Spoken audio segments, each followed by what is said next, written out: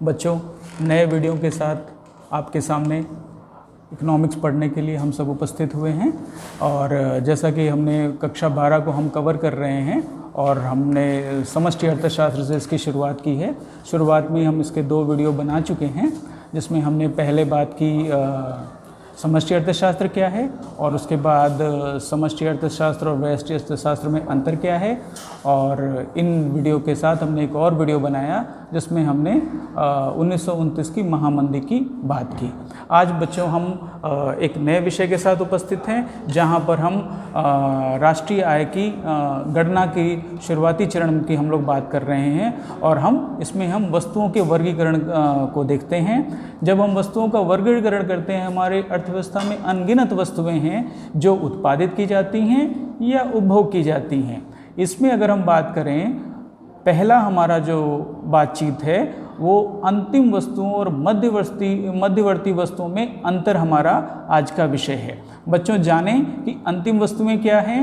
अंतिम वस्तुएं हम बता रहे हैं आपको। यहाँ पर एक चीज़ देखिए बच्चों, जब हम आपसे बातचीत कर रहे हैं और वीडियो बना रहे हैं तो हम चाहते हैं कि ज़्यादा से ज़्यादा बच्चे, अगर आप इसको सब्सक्राइब करेंगे तो क्या होगा, लोग इंटरेस्ट लेंगे और हमें भी अच्छा लगेगा कि बच्चे पसंद कर रहे हैं, तो हम भी इसके लिए मोटिवेट होंगे और नए नए वीडियो के साथ आपके सामने आते रहेंगे। तो बच्चों, अंतिम वस्तुएं की हम जब बात करते हैं, वे वस्तुएं, अंतिम वस्तुएं क्या हैं जो उत्पादन की सीमा रेखा को पार कर चुकी हैं, उत्पादन की सीमा रेखा को पार कर चुकी हैं और अंतिम प्रयोगकर्ताओं द्वारा उपयोग के लिए तैयार हैं। यहाँ पर इसका मतलब क्या है, अंतिम वस्तुएं किसको कह रहे हैं, जो उत्पादन की सीमा रेखा को पार कर चुकी हैं और अंतिम प्रयोगकर्ताओं द्वारा उनका उपयोग किया जाना है। अब यहाँ पर अंतिम वस्तुएं जो होती हैं ये 2 होती हैं। अंतिम प्रयोगकर्ता कौन कौन से हैं, एक आपका अंतिम उपभोक्ता है और एक आपका अंतिम उत्पादक वस्तु है। तो अंतिम उपभोक्ता वस्तु किसे कहते हैं, अभी हमने क्या जाना, अंतिम वस्तुएं 2 प्रकार की होती हैं। कौन कौन सी, ये किस पे निर्भर करता है, प्रयोगकर्ताओं पर निर्भर करता है। प्रयोगकर्ता कौन कौन से होते हैं, एक तो उपभोक्ता, अंतिम उपभोक्ता वस्तु, और दूसरी अंतिम उत्पादक वस्तु। अंतिम उपभोक्ता वस्तु, बच्चों देखते हैं अंतिम उपभोक्ता वस्तु क्या है, वे वस्तुएं जो अपने अंतिम प्रयोगकर्ताओं द्वारा उपयोग के लिए तैयार होती हैं और उपभोक्ता उनके अंतिम प्रयोगकर्ता होते हैं। उदाहरण के लिए मक्खन और ब्रेड का बात करिए, इसको हम क्या करेंगे, अगर ब्रेड और मक्खन हमारे पास है तो उसको उपभोक्ता क्या करेगा, खा लेगा, अंतिम रूप से प्रयोग कर लेगा, तो वो क्या कहलाएगी, अंतिम उपभोक्ता वस्तु कहलाएगी। बच्चों इसी प्रकार से अंतिम वस्तुओं का दूसरा भाग है जिसको हम अंतिम उपभोक्ता उत्पादक वस्तुएं कहते हैं। अंतिम उत्पादक वस्तुएं क्या हैं, वे वस्तुएं जो अपने अंतिम प्रयोगकर्ताओं द्वारा उपयोग के लिए तैयार होती हैं और उत्पादक उनके अंतिम प्रयोगकर्ता होते हैं। कौन उसका अंतिम प्रयोगकर्ता है, उत्पादक है। जैसे उदाहरण के लिए हम बात करें, किसी चीज़ का हम नाम ले रहे हैं, खेती में जो इस्तेमाल होती है ट्रैक्टर और हार्वेस्टर, ये क्या है, ये किसानों द्वारा एक बार स्थिर परिसंपत्तियों के रूप में इस्तेमाल होती हैं। जैसे आगे हम जाने, परिवारों द्वारा अंतिम उपभोक्ता वस्तुओं पर किए जाने वाले व्यय को उपभोग व्यय कहा जाता है।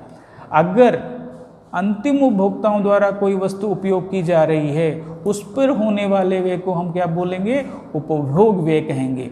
अगर इसी के साथ दूसरी वस्तु है जिसका उत्पादक अंतिम रूप से उपयोग कर रहा है, तो उत्पादकों द्वारा अंतिम वस्तु पर किए जाने वाले व्यय को हम क्या कहते हैं, निवेश व्यय कहा जाता है। अब देखिए, व्यय के आधार पर हम वर्गीकरण कर रहे हैं। वर्गीकरण किस प्रकार का, अगर उपभोक्ता अंतिम व्यय कर रहा है तो वो उपभोग व्यय कहलाता है। अगर उत्पादक अंतिम व्यय कर रहा है तो वो क्या कहलाता है, निवेश व्यय कहलाता है।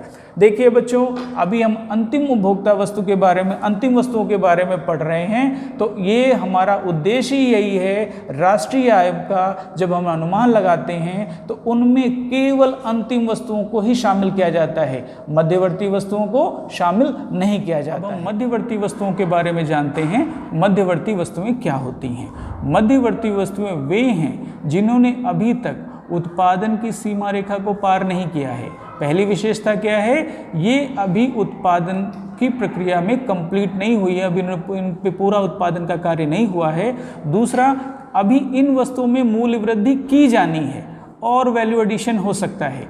तीसरा, जो अभी अंतिम प्रयोगकर्ता द्वारा उपयोग के लिए तैयार नहीं है। तो मध्यवर्ती वस्तुओं की बच्चों विशेषता क्या हुई है, पहला, उत्पादन की सीमा रेखा को पार नहीं किया है। दूसरा क्या है, मूल्य वृद्धि की जानी है। तीसरी विशेषता क्या है, अंतिम प्रयोगकर्ता द्वारा उपयोग के लिए पूरी तरह से तैयार नहीं है।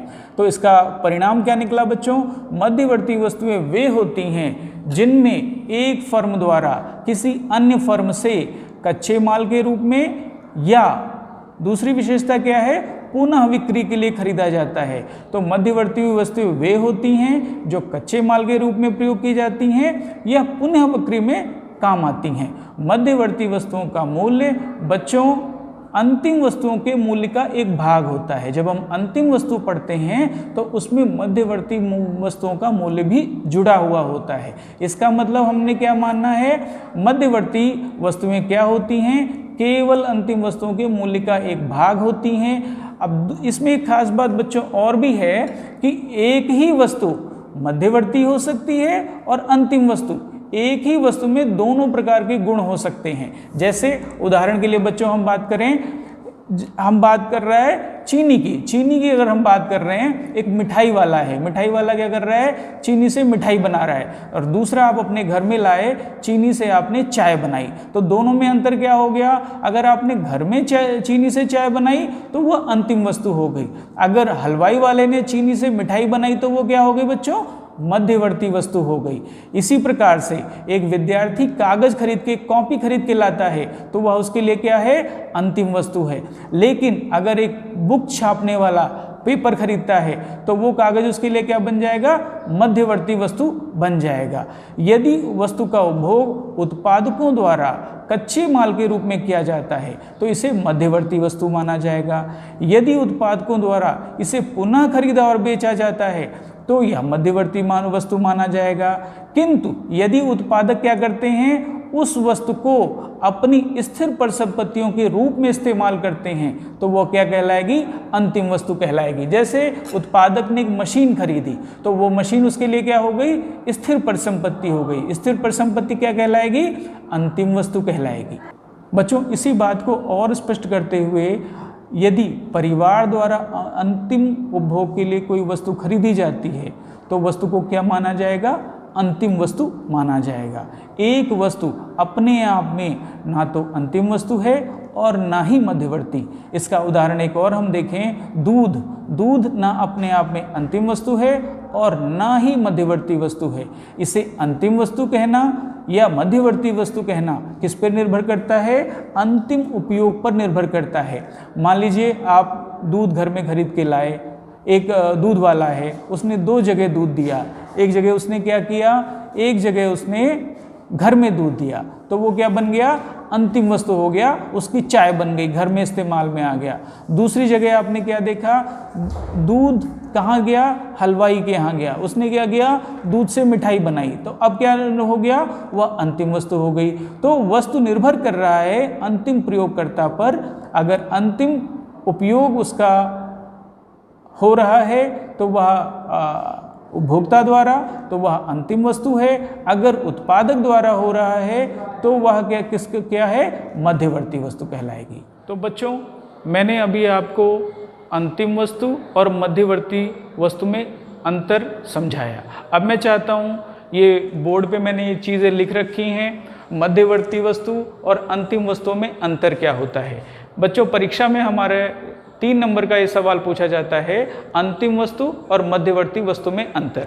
ये स्क्रीन आपको इसलिए है, आप इसको देख के नोट कर सकते हैं और आपका कॉपी पे आ जाएगा, आपके नोट्स तैयार हो जाएंगे। तो बच्चों शुरुआत करते हैं। मध्यवर्ती वस्तुएं क्या होती हैं, वे वस्तुएं उत्पादन की सीमा रेखा के अंदर रहती हैं। मध्यवर्ती वस्तुएं क्या रहती हैं, उत्पादन की सीमा रेखा के अंदर रहती हैं तथा अंतिम प्रयोगकर्ता द्वारा उपयोग के लिए तैयार नहीं होती हैं। दूसरी विशेषता क्या है, अंतिम प्रयोगकर्ता द्वारा उपयोग के लिए तैयार नहीं होती हैं। कौन सी? मध्यवर्ती वस्तुएं। इधर आइए, अंतिम वस्तुओं में देखिए यही चीज क्या पलट जाती है, क्या परिवर्तन हो जाते हैं।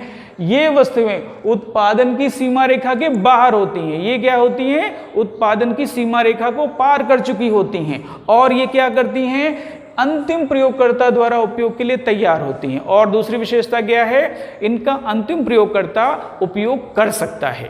तो किसमें हमने पहला अंतर जाना? अंतिम वस्तु और मध्यवर्ती वस्तु में पहला अंतर।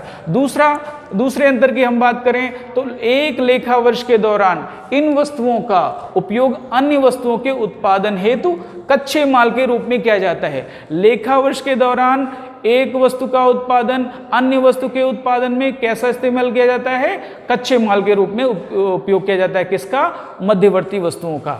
आइए बच्चों दूसरी तरफ देखिए, अंतिम वस्तुओं की क्या विशेषता होती है? लेखा वर्ष के दौरान इन वस्तुओं का उपयोग अन्य वस्तुओं के उत्पादन हेतु कच्चे माल के रूप में प्रयोग नहीं किया जाता है। पहला मध्यवर्ती क्या होती है? कच्चे माल के रूप में वस्तु उपयोग होती है। अंतिम वस्तु क्या होती है? कच्चे माल के रूप में इनका प्रयोग नहीं हो सकता है क्योंकि ये उत्पादन की सीमा रेखा को पार कर चुकी हैं। तीसरी विशेषता देखिए बच्चों, तीसरी विशेषता क्या है? लेखा वर्ष के दौरान फर्मों द्वारा लाभ प्राप्त करने के लिए इन वस्तुओं की पुनः बिक्री की जाती है। किसकी? मध्यवर्ती वस्तुओं का कच्चे माल के रूप में प्रयोग होता है, साथ में इनकी पुनः बिक्री भी होती है। किसकी? मध्यवर्ती वस्तुओं की। जबकि दूसरी तरफ देखिए बच्चों, अंतिम वस्तु में क्या है? लेखा वर्ष के दौरान फर्मों द्वारा लाभ प्राप्त करने के लिए इन वस्तुओं की पुनः बिक्री नहीं की जाती है। इनमें लाभ प्राप्त करने के लिए पुनः बिक्री नहीं की जाती। किसकी? अंतिम वस्तुओं की पुनः बिक्री नहीं की जाती। चौथी विशेषता बच्चों देखिए, मध्यवर्ती वस्तुओं का इन वस्तुओं में अभी मूल्य वृद्धि की जानी। अभी इसमें हमें क्या करना है? और वैल्यू एडिशन करना है। मध्यवर्ती वस्तुओं में वैल्यू एडिशन हो सकता है। इधर आइए, अंतिम वस्तुओं में देखिए क्या होता है? इन वस्तुओं में कोई मूल्य वृद्धि नहीं की जानी है। ये उत्पादन सीमा रेखा को पार कर चुकी हैं, इनमें कोई भी वैल्यू एडिशन नहीं हो सकता है। किसमें? अंतिम वस्तुओं में। तो बच्चों हमने क्या जाना? मध्यवर्ती वस्तुओं और अंतिम वस्तुओं में अंतर को जाना। इसको आप कॉपी पे लिख लीजिए, आपके रिकॉर्ड में हो जाएगा। आप इनको पढ़ लीजिए अच्छे से। कोई समस्या रहती है तो आप हमें कमेंट करें और हम इसको आपको हेल्प करेंगे। आपको